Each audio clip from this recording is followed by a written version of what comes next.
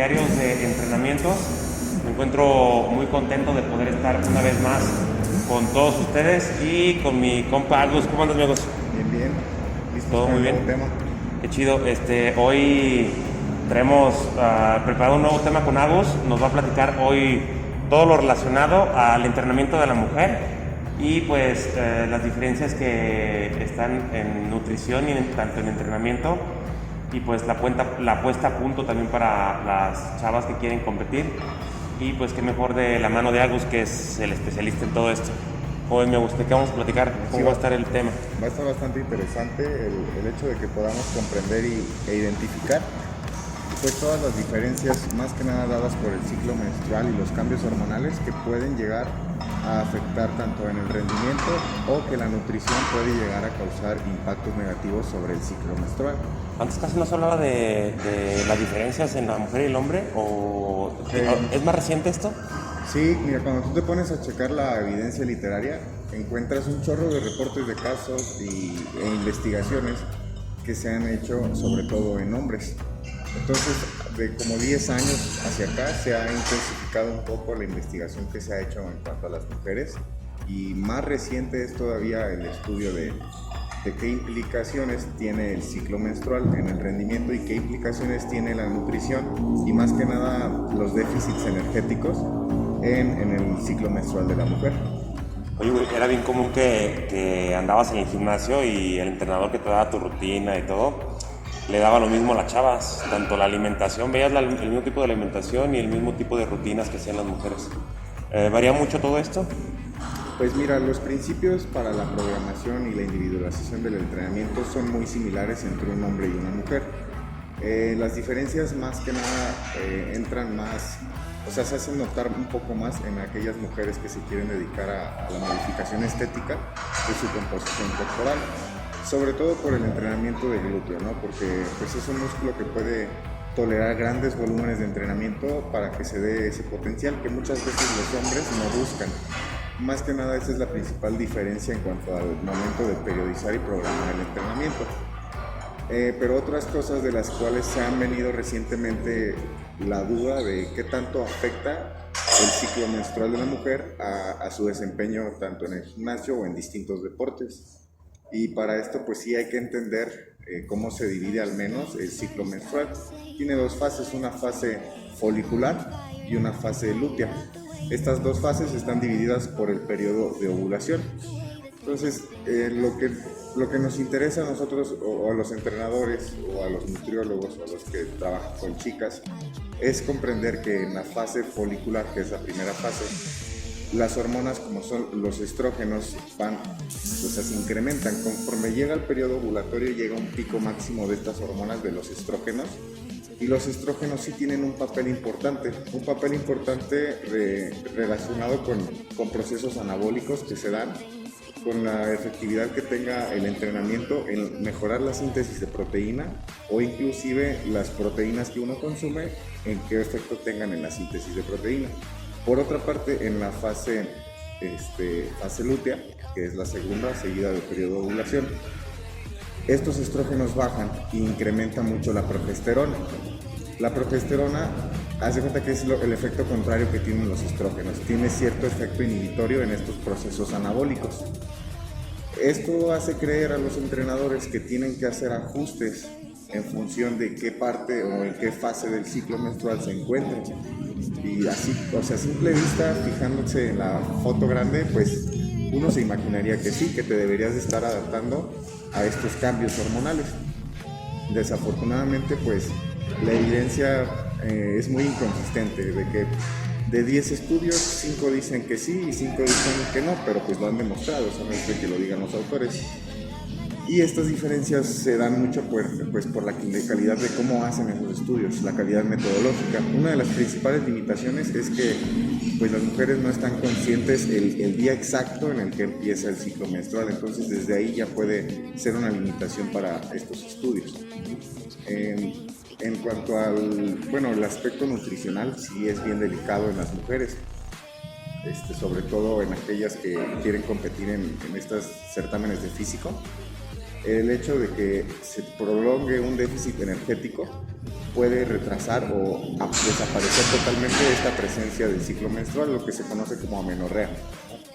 Esto se puede evitar, pero bueno, no sé si tú recuerdes que hay como que una tendencia en las preparaciones de fisicoculturismo, que se acerca la competencia y ves que se están preparando 2 o 3 meses antes o 4 meses antes. Cuando hablamos de fisicoculturismo libre de agentes dopantes, las preparaciones en mujeres, sobre todo, deben de ser de un tiempo más prolongado. Se recomienda que no pierdan más de 400 gramos o 500 gramos por semana, o lo que es un equivalente a un 6 o 7% de 0.7% de su peso corporal por semana. De esta manera, las mujeres no se someten a un déficit tan marcado, y tampoco pueden preservar más la cantidad de masa muscular, o sea, no pierden tanta derivado de este déficit, y no se ven estos cambios en el ciclo menstrual. Pudiésemos llegar a pensar que no es algo tan delicado, pero ha habido reportes de casos de mujeres que después de una competencia de físico, lo normal es que se recuperen de 3 a 4 meses después de la competencia. Pero han habido casos que hasta después de un año, todas estas alteraciones en las cuestiones hormonales reproductivas no se han recuperado después de un año. Oye, pero es normal para la mujer que va a competir que caiga en la amenorrea, ¿no? Ya cuando va a competir. Sí, es algo que es muy probable que se dé, porque conforme se acerca la competencia, pues cada vez el déficit energético va siendo mayor. Y no solo eso, el volumen de entrenamiento también va siendo mayor. Las mujeres tienden a añadir mucho cardio, muchas horas de entrenamiento en el gimnasio, y esto pues nos lleva a la aparición de antes se le conocía tríada del atleta femenino, pero ahora ya es un síndrome de deficiencia de energía relativa. Se le cambió el nombre porque pues esto también se suscita en hombres, ¿no? En masculinos. Oye, ¿y qué es lo que causa la amenorrea? O sea, ¿el déficit calórico o los bajos niveles de grasa o el alto estrés en el entrenamiento, todo esto, o todo el conjunto? Es el conjunto de todo, como bien dices, es un ente porque puede ser causado por una de esos 3 o por los 3 en conjunto. Y depende mucho de la magnitud de cada una. ¿Qué te quiero decir con esto? Que no es lo mismo aquella mujer que hace un déficit de 300 calorías a aquella mujer que hace un déficit de 800 calorías, que probablemente va a caer más rápido en la presencia de amenorrea. Y no solo es esto de la amenorrea, sino que disminuye la leptina, disminuyen las hormonas tiroideas, la testosterona, y estas alteraciones se ven muy prolongadas en aquellas personas que hacen déficits más grandes. O sea, estas personas que hicieron el déficit de 800 calorías, es probable que hasta 8 meses o 6 meses después sus niveles hormonales no se recuperen del todo. Oye, y mientras esas hormonas no se recuperan, ¿están causando estragos en el cuerpo o Exacto. qué pasa? Ahorita está creciendo mucho la atención hacia esa parte. Cuando las chavas llegan a la competencia, pues les gusta mucho cómo se ven, ¿no? Cómo se ven en el espejo, su abdomen definido, los glúteos más separados de las otras grupos musculares, y tienen la idea de que mantenerse en esa forma por un largo tiempo porque se ven bien. Entonces esto sí es como que la peor elección que puede hacer tanto el entrenador como pues la atleta, porque mantener estas alteraciones por un tiempo prolongado nos mantiene en una situación de resistencia anabólica. La testosterona sigue abajo, la progesterona pues puede estar también alterada, las hormonas tiroideas y la leptina siguen muy mal, y esto impide que se dé el desarrollo muscular cuando comparas a una mujer que tiene un adecuado porcentaje de grasa en donde todos los niveles hormonales estén bien. Entonces sí es como que una decisión, yo creo que la peor que pudiera tomar una mujer que compite de manera natural. Oye, pues, pero también si una persona que quiere competir se acerca a una persona como tú que conoce los procesos para poder llegar de una forma adecuada, puedes también evitar este tipo de circunstancias. Se puede evitar siempre y cuando existan las condiciones necesarias. Si llega una chava a decirme que quiere competir en 4 meses y su composición corporal o su porcentaje de grasa está muy elevado para la meta que ella quiere, pues la mejor opción sería buscar una competencia más alejada en cuanto al tiempo para poder hacer una planificación y estrategias que al final de cuentas estos efectos negativos se van a dar, pero se van a dar en menor medida y te vas a recuperar de una manera más rápida. Eso sí se puede se puede llevar a cabo por parte del profesional en entrenamiento y de nutrición. Oye, Gus, ¿y esto mismo pasa con chavas que sean atletas en otros deportes, corredoras, ciclistas? Es en cosas donde así? más se ve este problema. El síndrome de deficiencia de energía relativa se da o gana interés porque se presenta en las mujeres deportistas de élite y sobre todo en aquellos deportes que buscan dar peso o que el peso puede ser un factor determinante para el rendimiento. Por ejemplo, en los deportes de ultrarresistencia, pues es mejor correr con menos peso que con más peso, por simple física y cuestiones de trabajo. Pero en cuestiones como aquellos deportes de contacto, MMA, taekwondo, boxeo, pues las mujeres y los hombres también se ven muy constantes en hacer estas prácticas de corte de peso, de que tú ves cambios de pesos en una semana de 10 kilos inclusive. Y pues para tener esta pérdida de peso tan grande se necesitan déficits muy grandes, volúmenes de entrenamiento muy grandes, un estrés muy grande ocasionado por prácticas como deshidratación. Entonces todo esto te lleva a la aparición de este síndrome. Y hay que entender que un síndrome está caracterizado por la presencia de varios síntomas al mismo tiempo y están relacionados con una enfermedad. En este caso los síntomas principales son las alteraciones hormonales, esta resistencia anabólica, cambios en el estado de ánimo, inclusive se ha visto asociado también con depresión y tiene mucho sentido, pues si estás mal hormonalmente, probablemente a nivel del sistema nervioso central ya no estés generando las mismas pues moléculas relacionadas con el estado de ánimo, la serotonina, todo eso. Oye, Gus, y para las personas que han pasado por ese tipo de experiencias, ¿tienen alguna alternativa o un suplemento o algún medicamento que los ayude a estarse regulando al momento de que van a competir? Suponiendo que a lo mejor todo no es su competencia o todo esto. O por ejemplo, otra pregunta, o sea, ¿cómo después de haber caído en la menorrea y de haber pasado su pico de competencia, cómo vuelven a la normalidad de ellas? Lo que se ha visto hasta el momento es que la pauta para que regresen a la normalidad es que ellas deben de regresar al porcentaje de grasa corporal que tenían en un principio de empezar la preparación. El peso corporal debe de regresar a un principio del que comenzaron y el aporte energético también las calorías deben de subir. No deben de mantener ese déficit de manera prolongada. Si vas a competir en un mes, pues lo mantienes, pero si no vas a competir hasta dentro de 6 o 8 meses, regresar a las calorías de mantenimiento o inclusive un poco más. Y pues de manera más profesional pueden hacer estudios de los niveles o las concentraciones de estas hormonas. Esto ya es algo un poco más caro, pero si ustedes siguen estas pautas y lo hacen de manera correcta, pues no es tan necesario estar realizando estos exámenes, porque al final de cuentas es un gasto, ¿no? Y no todos tienen para costearlo.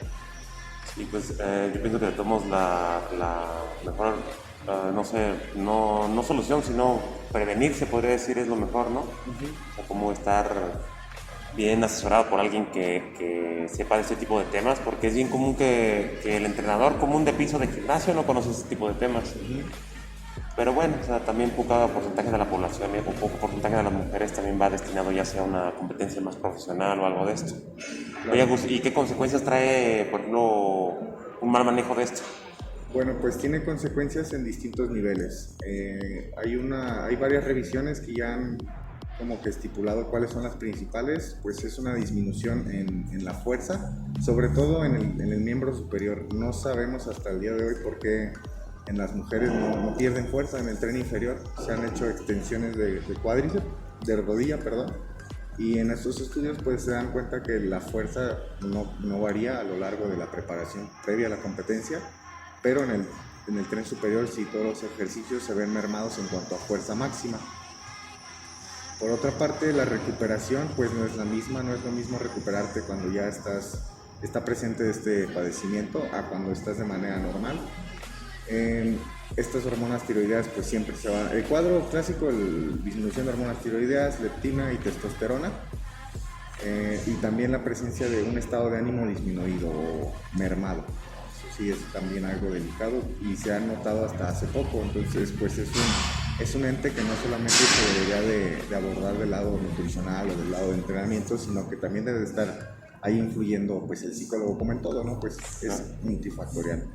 Oye, Gus, ¿tú has trabajado con alguien que ya haya pasado por ese tipo de problemas? No he tenido la fortuna de preparar a una mujer para competir, pero pues sí trabajo con muchas chicas en las cuales pues es lo primero que les explico. Lo que sí me ha tocado es recibir a chicas que ya tienen este problema y pues tratar de sacarlas de ese bache en el que se metieron. ¿Y se han alivianado? Sí, se alivianan un tiempo después, pero a veces sí me ha tocado esa experiencia que se recuperan y quieren volver a prepararse, o inclusive estas chavas que me han llegado con estos problemas es que también han usado esteroides anabólicos endogénicos, entonces se recuperan y ya que se recuperaron pues regresaron con su preparador y otra vez. Inclusive hay una chava que ha regresado 2 veces, de que 2 veces le han pasado cosas y de todos modos vuelven a regresar. Eso es un problema un poquito delicado, pero no me gustaría entrar en detalles porque es algo polémico, ¿no? Claro. Oye, Agus, y hablando de ese tema también relacionado, ¿es diferente cuando hay fármacos de por medio? Pues sí, es que en el momento en el que una mujer empieza a usar testosterona exógena, pues ya desde ahí ya no hay ciclo menstrual. Entonces, en aquellas que usan este tipo de exógenos, pues los problemas de todos modos se ven, pero la alteración del ciclo menstrual se ve desde el primer día que utilizaron esto. Sí, es muy distinto. Y esto de la menorrea, físicamente se refleja en la mujer, o sea, no sé, a lo mejor me refiero en la composición corporal, a lo mejor...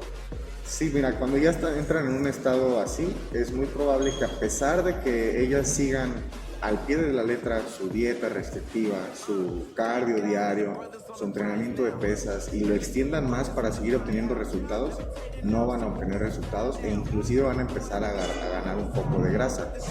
Y pues se sacan de onda, ¿no? Porque ¿cómo es posible que estén ganando grasa si están siguiendo la dieta, si no han cambiado nada, e inclusive están haciendo más cardio? Pues es por todas estas alteraciones que lo que busca el cuerpo de la mujer es recuperarse y ganar un poco más de tejido graso, porque al final de cuentas en la mujer el tejido graso es algo relacionado con las cuestiones reproductivas, con el proceso de mantener o generar o procrear la vida. Entonces sí, fisiológicamente el cuerpo se defiende bastante y más en las mujeres para empezar a volver a ganar peso, volver a ganar grasa. Y los síntomas, pues sí se pueden ver algunos síntomas en la piel, sequedad en la piel, caída de cabello, estado de ánimo muy bajo, debilidad, mareos constantes, la presencia de ansiedad extrema por algo dulce o los carbohidratos también pueden ser algunos factores, pero tampoco quiero que caigan en la presencia de que, o en la idea de que no van a pasar estas alteraciones. Sí van a pasar, inclusive si haces las cosas bien van a pasar, pero no de la misma medida en la que si haces las cosas un poco mal. Claro. Y yo nunca he tampoco conocido a una persona de cerca que haya pasado a lo mejor por un tipo de estos, por un síntoma de estos. Un día conocí a una señora que también ya había sufrido unas cositas por también algunos fármacos y alguna mala preparación que hicieron con ella. Pero ya cuando a mí me comentó, también ya se había recuperado, ya había visitado a un especialista y todo. Pero sí es importante, yo pienso que la desinformación de un entrenador que quiera ayudar a las chavas a competir, pues sí puede acarrear varios problemas que pues al fin y al cabo el entrenador pues se va a deslindar y no los va a pelar ya, pero el atleta se va a llevar ese problema pues a su vida, ¿no? Se podría decir. Sí, inclusive un año después se pueden seguir presentando estas alteraciones. Y luego para que, como dices, que a lo mejor también la persona regrese con otra persona igual a usar el mismo tipo de fármacos o volver a lo mismo. Oye, Gus, entonces una persona que, por ejemplo, las competidoras que vemos ya a nivel profesional y todo, o sea, ellos están lidiando con estos problemas constantemente. Sí, bueno, si estás hablando algo a nivel de un Olimpia, pues es muy probable que ellas pues ya no están pensando ni siquiera en su ciclo menstrual. Probablemente fuera de temporada lo recuperen algunas, no creo que todas, pero yo estoy muy seguro que hay esta prevalencia de que mujeres ya no han tenido el ciclo menstrual desde hace varios años. Entonces sí es una constante que no se le ha dado la importancia que debería. Oye, y esto a la larga, o sea, no si se van a recuperar en 3 meses o en un año, o sea, pero a la larga, o sea, con el paso de los años, generará otro tipo de problemas en su cuerpo.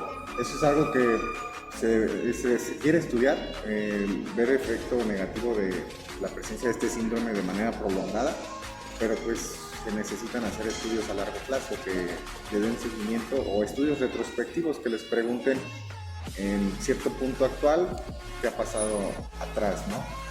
para documentar eso. Hasta el momento no he encontrado referencias de los efectos de la presencia prolongada de esta patología. Y está, o sea, bueno, yo como pensar, sí. está cabrón, o sea, por todo lo que... Algo tiene que envuelto. sí se ve mucho en estas competidoras ya de elite, que inclusive usan fármacos, es la presencia de un hipotiroidismo subclínico. Como la T3 ya estuvo baja mucho tiempo, pues esto sí genera alteraciones a nivel de las glándulas que producen estas hormonas, y sí caen en estos cuadros de hipotiroidismo subclínico que pues lo tiene que atender totalmente un endocrinólogo, y eso sí no es algo que salgas en un mes o 2 meses. Tiene que haber terapia de reemplazo hormonal. Y hace ratito me preguntabas de qué hay como que para retrasar o evitar estos efectos negativos. Se ha visto que el uso de algunos anticonceptivos mientras están en la preparación, precompetencia, puede inclusive evitar que se dé la pérdida del ciclo menstrual. ¿Cuál es el problema ahí? Que algunos anticonceptivos son totalmente contrarios al efecto positivo, sino impiden el desarrollo muscular o están afectando diversas. Lo principal es porque estos estrógenos bajan, estos niveles de estrógenos bajan bastante, entonces administrar estrógenos de manera externa o exógena, pues como que ha minorado esto, pero todavía falta un poco más de investigación para que digan bien cuánto, dosis, qué sí y qué no. Pero esto sí es una nueva estrategia que se ha visto hasta algún punto efectiva.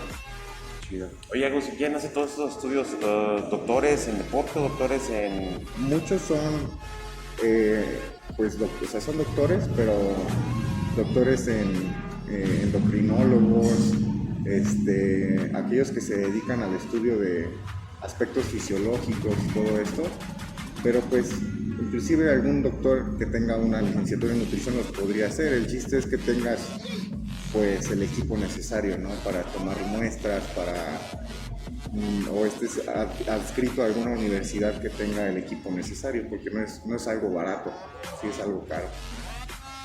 Si uno tiene o sea, por ejemplo, tú tuvieras la posibilidad de estudiar y el interés de estudiar todo esto, o tú lo puedes hacer por tu cuenta, o sea, puedes llevar tu grupo de estudio y 3, 4 pacientes, cosas así. Sí, Me imagino que hay lineamientos que seguir. sí hay lineamientos, por ejemplo, debes de estar, tu proyecto debe de estar sometido a un comité de ética, y los comités de ética generalmente pertenecen a cada universidad.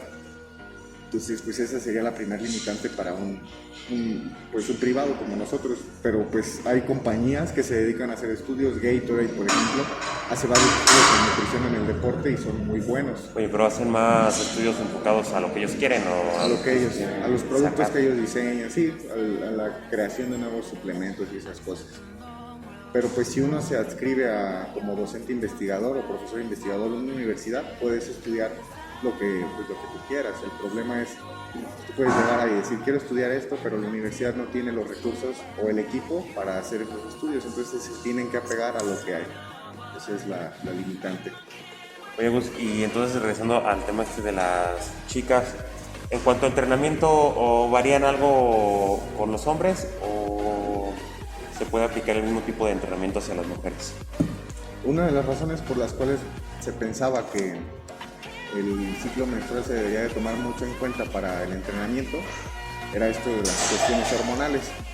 Como los estrógenos pues potencian estas señales anabólicas, se pensaba que era mejor en la fase folicular, que es la primera, se potenciaran estos entrenamientos de fuerza, porque pues está como que en un estado óptimo de señalización anabólica.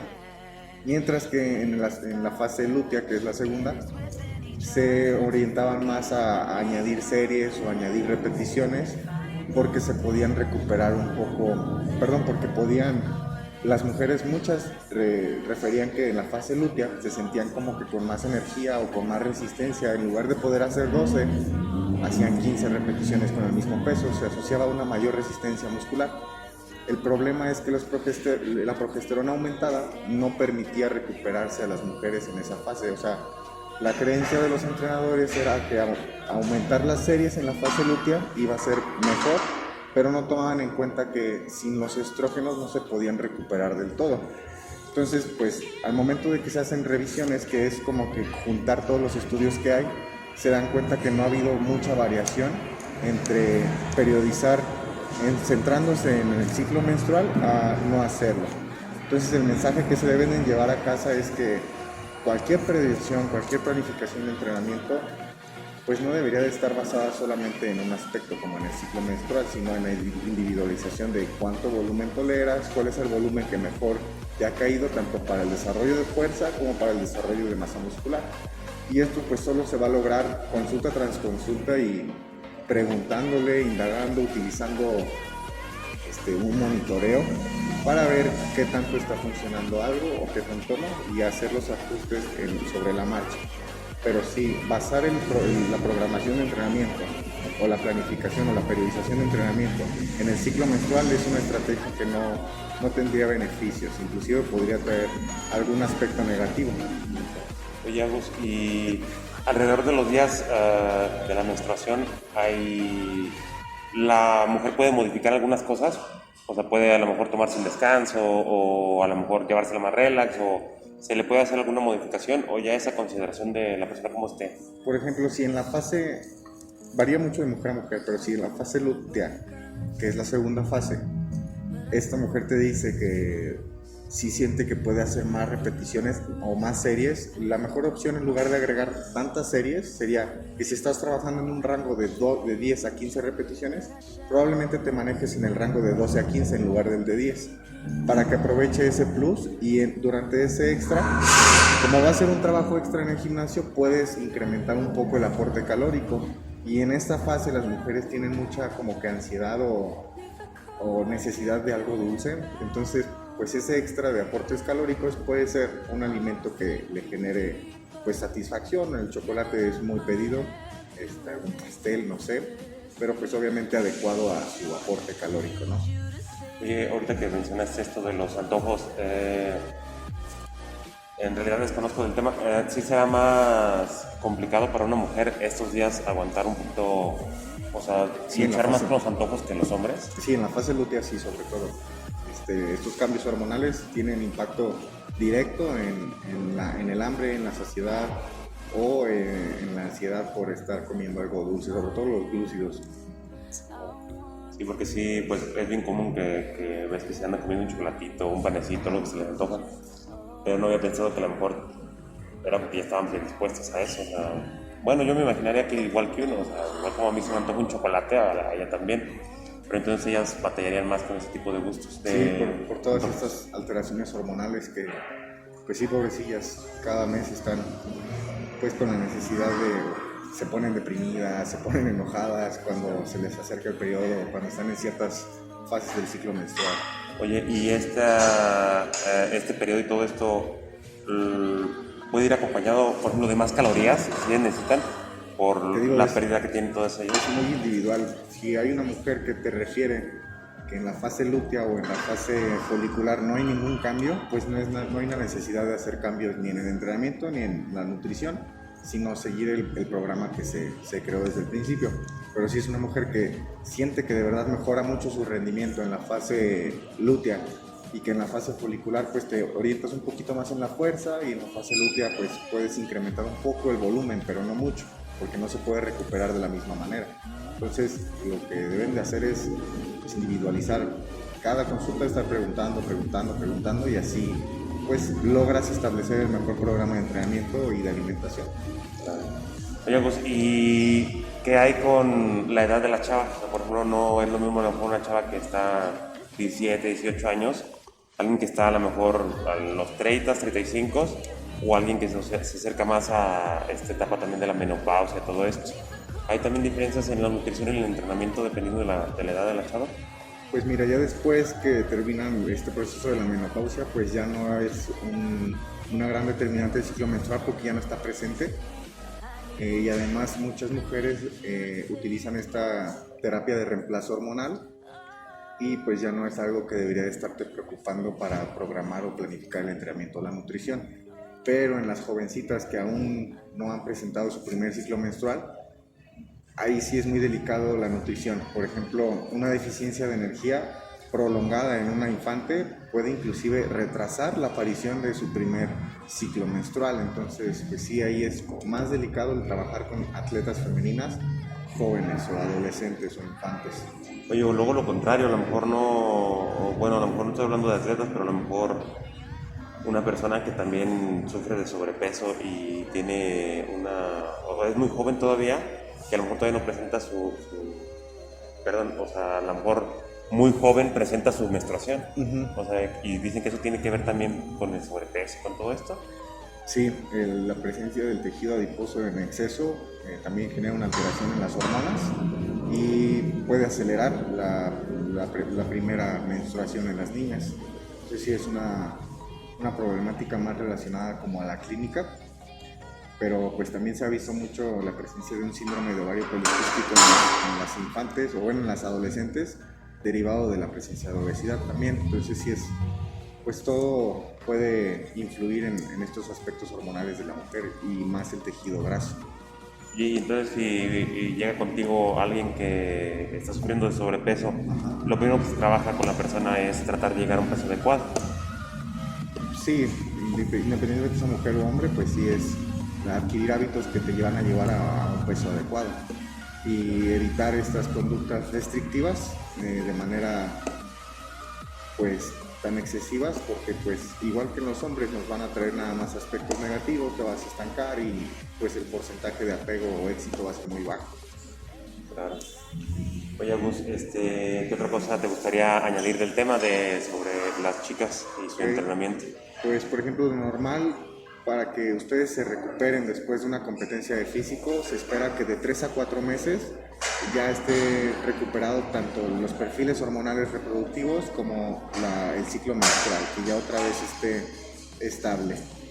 Esto solo se va a dar si, ya saben, si regresaron a su peso corporal que tenían al inicio de la preparación, si regresaron al porcentaje de grasa previo a la competencia y si regresaron al aporte energético previo a la competencia.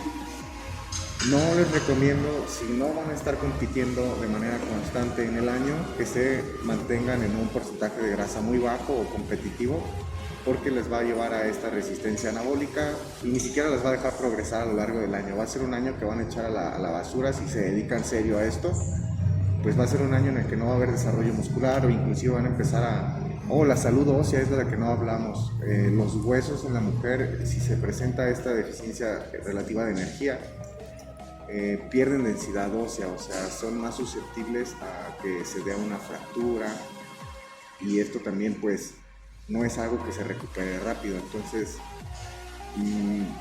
para nada se mantengan en un déficit de manera prolongada o en un porcentaje de grasa muy bajo si no van a estar compitiendo constantemente. ¿Cuál es el porcentaje saludable en el que debería estar una chava? Pues no, yo creo que no deberían de estar arriba de un 10%, perdón, abajo de un 10% ya se pueden ver algunos efectos negativos, pero pues arriba de un 10% en un off-season me parece un porcentaje bastante adecuado, inclusive 12%, y se van a ver de todos modos bien, se ve bien el abdomen en ese porcentaje de grasa y pues sus entrenamientos van a ser más intensos, van a poder estar consumiendo más calorías, van a poder ganar más fuerza, van a tener mayor desarrollo muscular porque el entorno hormonal, el entorno anabólico va a estar óptimo en esas condiciones. Oye, por ejemplo, lo que platicábamos hace rato de si a lo mejor estas personas van a tener algún efecto negativo en el futuro. Ahora que dices esto de la densidad ósea, entonces las personas que, bueno, quisiera razonar que las personas que pasan por esto muchas veces podrían a la larga poder tener algún problema de esto por oxidación, descalcificación, los huesos. Eso es un hecho. Si lo mantienen de manera prolongada, yo creo que es algo de lo que se viera en esos estudios que te digo que hacen falta, que lo analizan a largo plazo. Pues sí, se va a ver esto. Inclusive yo creo que a la presencia de mayores accidentes como estas fracturas de cadera, todo esto, ya en mujeres mayores también se podría ver muy afectado este proceso de la mineralización ósea. Está cabrón como por objetivos que tiene uno, puede también, pues sí, o sea, uno piensa a lo mejor en la recompensa momentánea en tu ciclo de deportista activo y a la larga uno se podría traer grandes problemas, ¿no? ¿Sabes a quién sigo yo? O sea, ya de antaño, ya hace mucho que no veo videos. Ubicas a la esposa del Hidetada. Ajá. Una morra Sí, güey. Sí, Pues me imagino que pues, obviamente no es natural. No, pues ella ya no tiene un ciclo menstrual. Está cabrón. Muchos también lo han de hacer por... Bueno, o sea, quisiera pensar que a lo mejor por gusto propio de no querer tener también el ciclo menstrual siempre. Claro, sí, pues muchas no quieren tener hijos, pero no tener el ciclo menstrual es algo que está mal en tu cuerpo, o sea, no es algo que sea bueno, que sea saludable. Sí, pues simplemente es naturaleza, ¿no? Exacto. Bueno, oye, güey, ¿qué más nos vamos a platicar de aquí? Pues muchas veces las competidoras también recurren en ingestas de proteína bien excesivas, hasta 3.4 gramos de proteína por kilogramo, que no son necesarias en procesos de mantenimiento de masa muscular. Por ejemplo, cuando se acerca la competencia, sí se incrementan las proteínas, pero llegar hasta un 2.7 es más que suficiente, inclusive ya sería algo excesivo. Si ustedes incrementan muchísimo más las proteínas, lejos de tener beneficios, van a tener algunos efectos perjudiciales, porque es como si jalaras una cobija. Si incrementas más las proteínas, vas a tener que disminuir más los carbohidratos, más las grasas, y los carbohidratos sí juegan un papel bien importante en estas concentraciones de las hormonas, y más en la leptina. Entonces no es tan bueno ir arriba de 2.7 gramos en una fase previa a la competencia. Manténgase en ese límite de 1.8 hasta 2.6, 2.7 como máximo, y así van a poder ingerir más carbohidratos que además te van a dar un mejor desempeño en tu entrenamiento. Muchas veces las mujeres tienen esta tendencia de que los carbohidratos las van a engordar o algo así. Para nada, los carbohidratos siempre van a ser sinónimo de desempeño físico. Si tú tienes una dieta baja en carbohidratos, pues puede atraer consecuencias negativas en tu rendimiento físico, en la fuerza, en la capacidad de mantener las repeticiones que marca tu programa, o inclusive en el estado de ánimo también.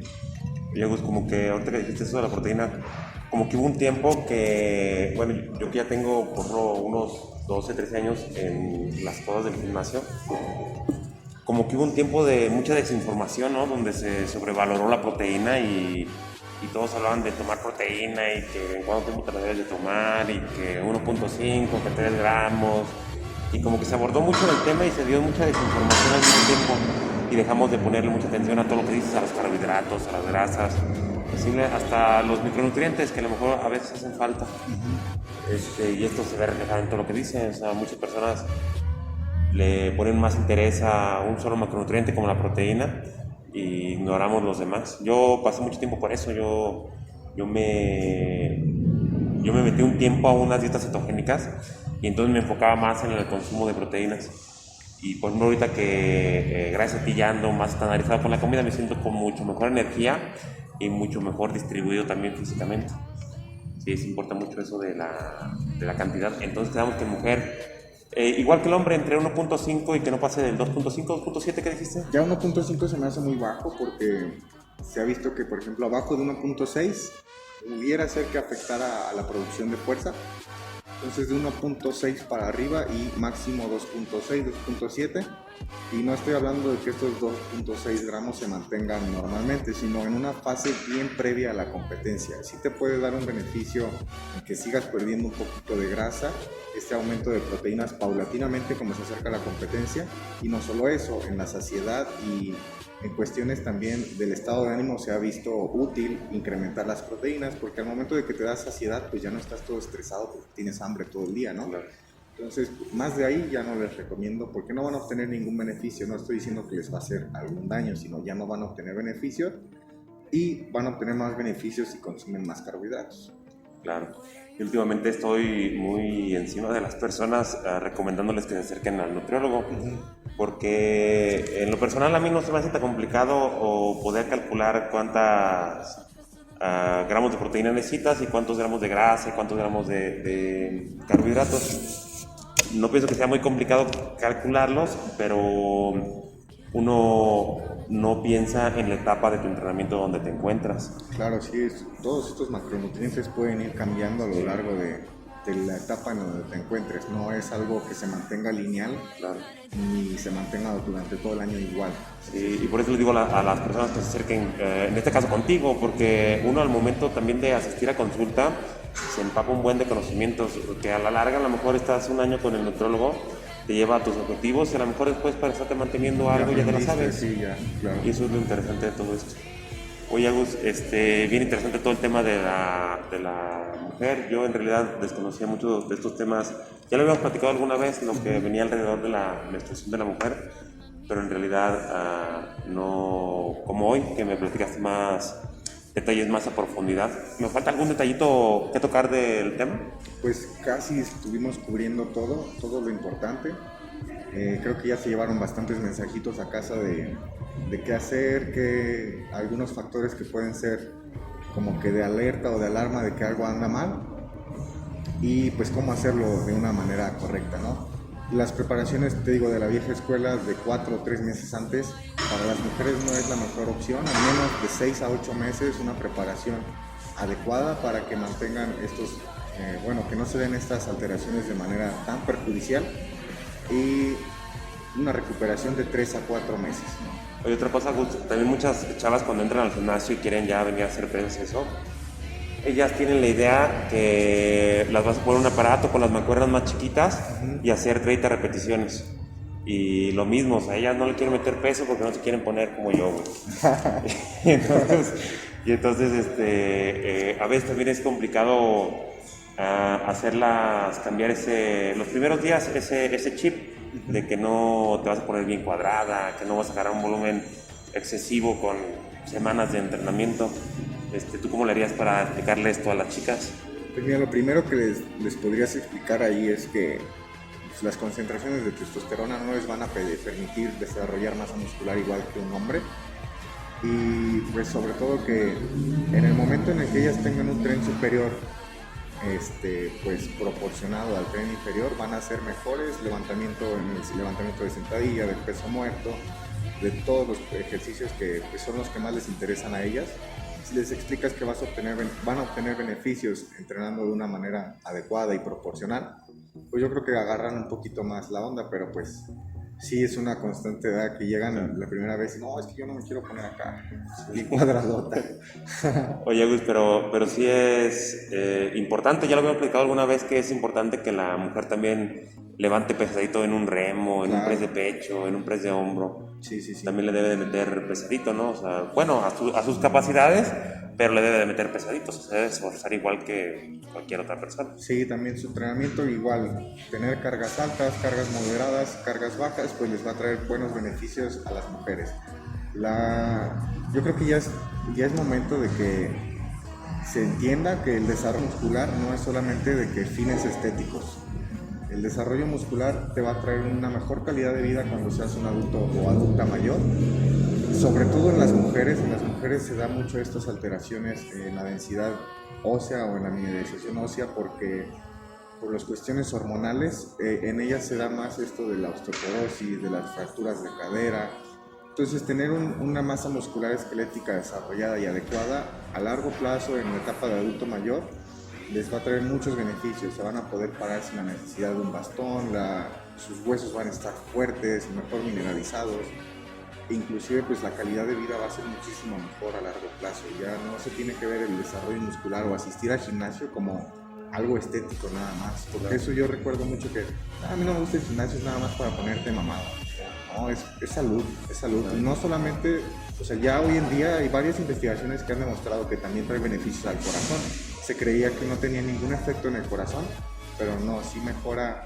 O sea, para estos pacientes que tienen hipertensión arterial les puede traer muchos beneficios también venir al gimnasio. No quiero decir que sea lo único, sino un programa adecuado para mejorar tu salud debe de tener todos los aspectos, también el aspecto cardiovascular y de fuerza, pero ya le deben de estar dando este interés que se debe al entrenamiento de fuerza.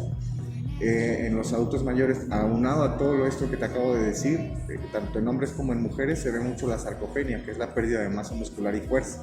Entonces, el mejor tratamiento hasta el momento es el entrenamiento de fuerza para aminorar estos efectos negativos del envejecimiento fisiológico. Claro. Oye, ahorita que dijiste eso, también estaría interesante platicar sobre lo mismo que hicimos hoy del entrenamiento de la mujer, pero un entrenamiento a la mujer en personas de la tercera edad. De la tercera edad, sí. Sí, porque de hecho ahorita me salió la duda ahorita que dijiste eso, una persona de la tercera edad se puede reemplazar esto que dices de la testosterona para poder tener un mejor desempeño.